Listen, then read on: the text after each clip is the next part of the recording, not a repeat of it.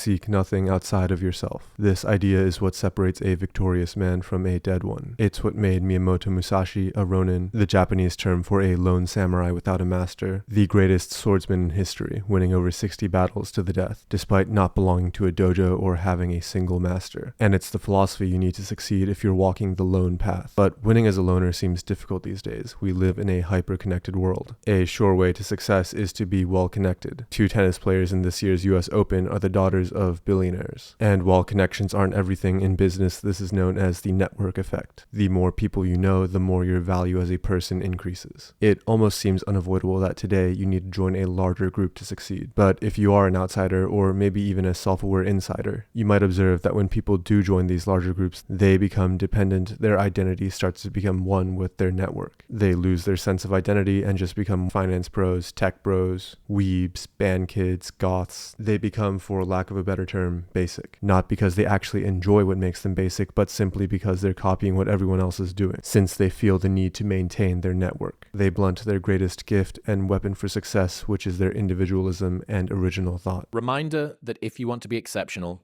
you're going to be different from everyone else. That's what makes you exceptional.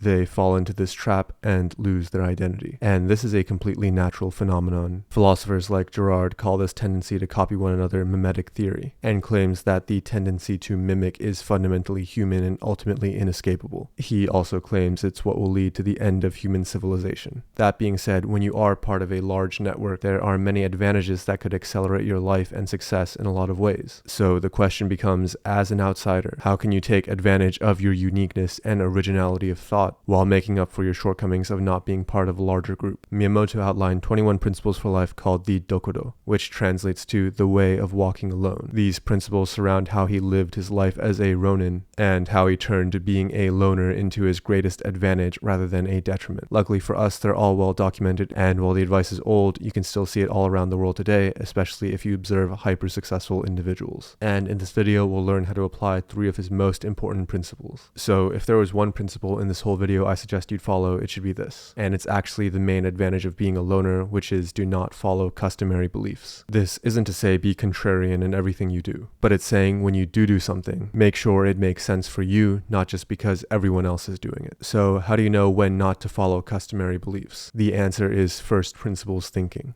Right, first principles is kind of a physics way of looking at the world. And what that really means is you kind of boil things down to the most fundamental truths and say, okay, what are we sure is true, or as sure as possible is true?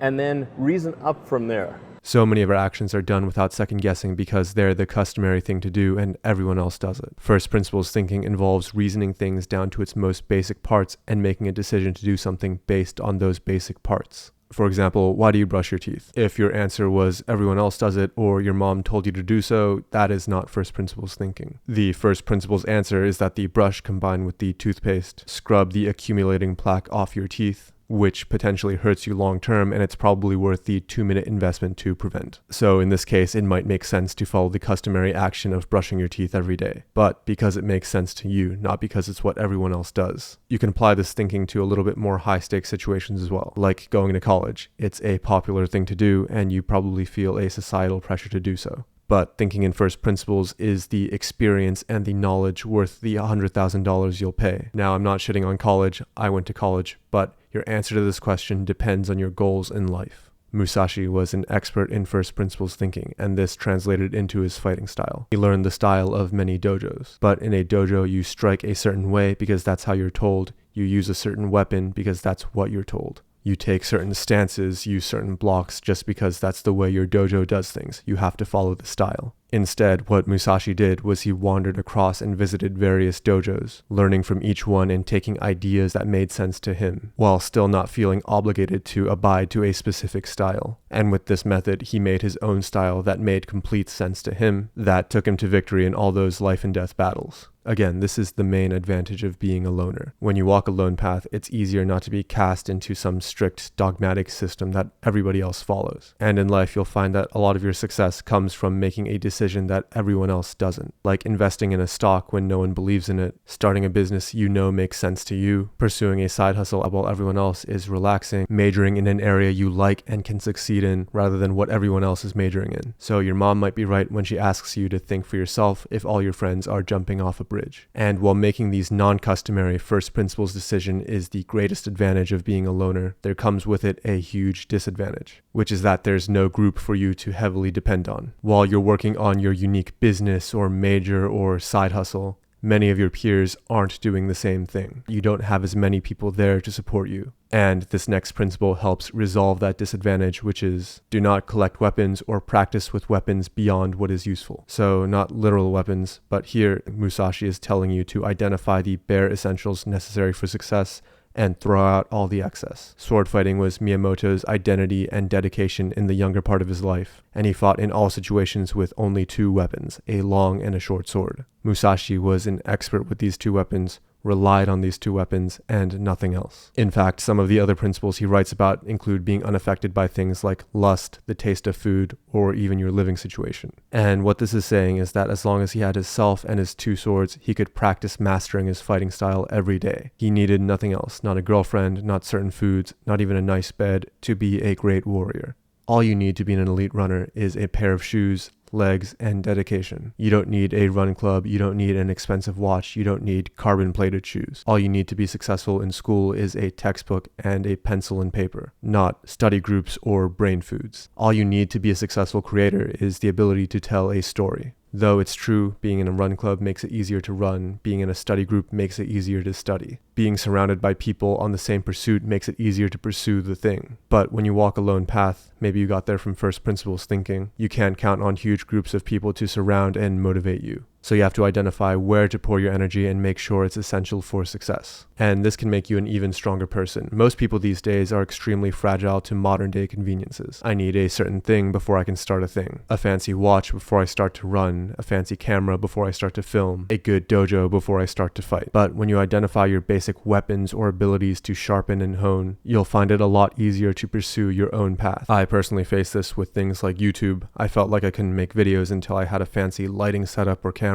and that stopped me from developing the core ability I'm still working on developing, which is the ability to effectively tell a story. Today, you probably already have what you need to start pursuing your path to success. At this point in this longer video, you might be feeling that the path alone sounds a little bit hard and tedious, and I'm not saying that it isn't, but this last principle will help you be an intrinsically happier person while you walk down this path, and that's that complaints are neither appropriate for oneself nor others. And I know that seems like a bit of a cop-out. This path will be fine as long as you don't complain about it, but hear me out. I talk a lot in my videos about your locus of control, and focusing on your locus of control is by definition the biggest hack to feeling more in control of your life. And when you feel more in control of your life, it's easier to be a more relaxed and happy person because you know what you can and cannot affect. And most of worrying stems from thinking about and not being able to do things about things you can control. And the biggest rule to focusing on your locus of control is to not let yourself complain about situations, yourself, or other people. Now, I'm not saying ignore all your problems, but this is an important mental shift. When problems or obstacles do arise, your brain either jumps to complaints or solutions. Make sure it doesn't jump to complaints. Obstacles don't move on their own. You either move them yourself or you walk away. Throwing emotions like resentment and complaints out into the world just because your obstacles won't move by themselves will generally not only do nothing about the obstacle, but make your life overall more negative. You see this solutions-focused mindset in many high-performing individuals. Stress primarily comes from not taking action over something that you can have some control over.